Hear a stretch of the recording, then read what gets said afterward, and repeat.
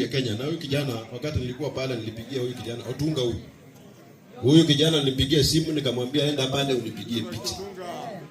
Na akanitumia picha kwa WhatsApp. Nikaonyesha president wa Kenya kwamba hii ndio daraja watu wangu wanafanya nini? Nikiongea saa hii Rais wa Jamhuri ya Kenya ametoa shilingi milioni 20.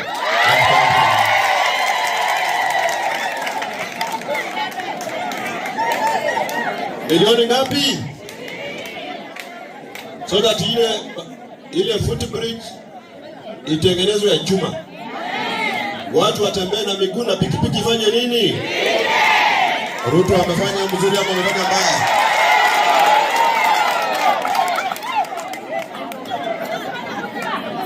Tenda yake next week itatengenezwa. Watatengeneza hiyo bridge vizuri. Mimi mwenyewe nitakuja hapa. Hata kama nikumuita rais mwenyewe akuje hapa. Aroho daraja sio?